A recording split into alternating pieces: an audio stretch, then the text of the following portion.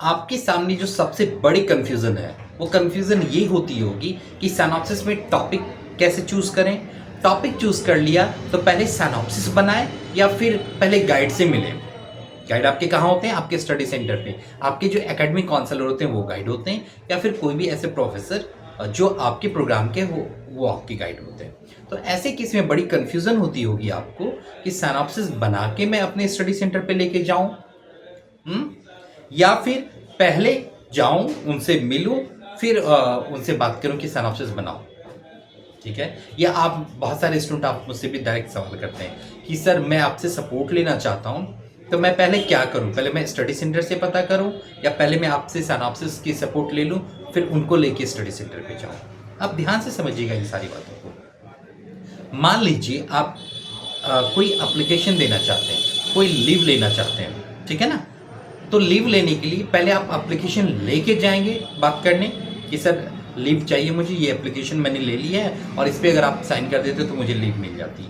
ये तरीका सही रहेगा या दूसरा तरीका सही रहेगा कि उनसे आप मिलें, उनका टाइम वेस्ट, आपका टाइम वेस्ट, फिर उनसे बातें करें कि सर मुझे ऐसे ऐसे लीव लेनी चाहिए, एप्लीकेशन में क्या लिखूं, आप मुझे सजेस्ट कीजिए। फिर मैं एप्लीकेशन लिखूंगा या लिखूंगी, फिर आप उस पर साइन कीजिएगा और फिर उसको फिर आगे प्रोसेस करेंगे। इस केस में क्या होगा? पहले वाले केस में आप डायरेक्ट एप्लीकेशन लेके जाते हैं, अगर वहाँ पे कोई इम्प्रूवमेंट चाहिए तो आपको सजेस्ट कर देंगे और साइन कर देंगे, दैट्स इट। इसमें आपका भी टाइम सेव हुआ और जो एकेडमिक काउंसलर है उनका भी टाइम सेव हुआ। सेकेंड ऑप्शन में आपको कई बार विजिट करनी होंगे, पहले मिलना होगा, फिर ढूंढना होगा, फिर उनसे पूछना होगा, फिर वो कुछ बातें बताएंगे, फिर आप लेके जाएंगे, करेक्शन करना भी बहुत टफ हो जाएगा। तो जो सबसे बेस्ट वे देखा गया वो ये देखा गया है कि आपको सबसे पहले एक यूनिक टॉपिक चूज करना है, क्योंकि स्टडी सेंटर भी आपको टॉपिक चूज करके नहीं देने वाली है। मतलब मैं ऐसा नहीं कर रहा हूं कि नहीं देती हैं, कुछ स्टडी सेंटर अगर दे देते हो दे दें, वो आपको बेटर पता है, मुझसे ज़्यादा पता होगा क्योंकि आप स्टडी सेंटर के कांटेक्ट में हैं। मैक्सिमम चांस है कि वो आपको टॉपिक सजेस्ट ना करें, और बाय चांस सजेस्ट करेंगे तो उनका ये आंसर होगा कि अपने मन से एक टॉपिक चूज करो और फिर बनाओ। तो जब बना के लेके जाएंगे तभी वो आगे के प्रोसेस करेंगे। तो इससे बेटर यही है कि आप सबसे पहले सिनॉप्सिस, जैसे मैं भी जितने भी स्टूडेंट को सपोर्ट करता हूँ उनका क्या होता है, उनको मैं एक यूनिक टॉपिक प्रोवाइड कराता हूँ, उनको सिनॉप्सिस प्रोवाइड करा देता हूँ। वो चूंकि वो सब कुछ इग्नू के गाइडलाइन के अकॉर्डिंग होता है, यूनिवर्सिटी के गाइडलाइन के अकॉर्डिंग होता है, वो बस उसे लेके जाते हैं और एकेडमिक काउंसलर देखते हैं और मैक्सिमम केस में साइन एक बार में ही कर देते हैं और फिर वो स्टूडेंट सबमिट कर देते हैं। तो इससे स्टूडेंट का काफ़ी टाइम सेव हो जाता है और गाइड भी बहुत ज़्यादा हैरास नहीं हुए और परेशान नहीं हुए एक ही काम करने के लिए। ठीक है? क्योंकि सारी बातें क्लियर है।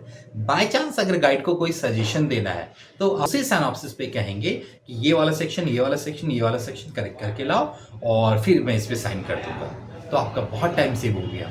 आप फिर से बस थोड़े बहुत जो उन्होंने मार्क किए उसको सजेस्ट कीजिए, उसको चेंजेस कीजिए और साइन करा लीजिए और सबमिट कर दीजिए। तो इससे रिलेटेड भी क्वेरी पूछी गई थी मुझसे। क्या था क्वेरी? सर पहले सिनॉप्सिस बनाकर गाइड के पास साइन कराना है क्या? तो आंसर है यस। पहले आप टॉपिक चूज कीजिए, मैं सजेस्ट कर ही देता हूं आपको टॉपिक, सिनॉप्सिस बनाइए। अगर आप नहीं बना पा रहे तो हमारे एंड से सिनॉप्सिस यूनिक एकदम प्रॉपर गाइड फॉर्मेटिंग के जो भी आपकी यूनिवर्सिटी गाइडलाइन है उसके अकॉर्डिंग आपको मिल जाता है। उस सिनॉप्सिस को लेके जाइए, साइन कराइए और फिर सबमिट कीजिए। ये बहुत ही फास्ट प्रोसेस होने वाला है। ठीक है? फिर भी अगर कोई सवाल है आपके मन में या कोई कंफ्यूजन बच जा रही है तो आप मुझसे पूछ सकते हैं। मुझे कमेंट कीजिए, मैं आपको आंसर दे दूंगा, या आप चाहें तो मुझे कांटेक्ट भी कर सकते हैं। आई होप नंबर विजिबल होगा, इस नंबर पे आप मुझे कॉल भी कर सकते हैं या व्हाट्सएप भी कर सकते हैं। ठीक है? All the best, happy learning. कोई सवाल हो आपके माइंड में तो कमेंट कीजिए, मैं आंसर दे दूंगा। All the best.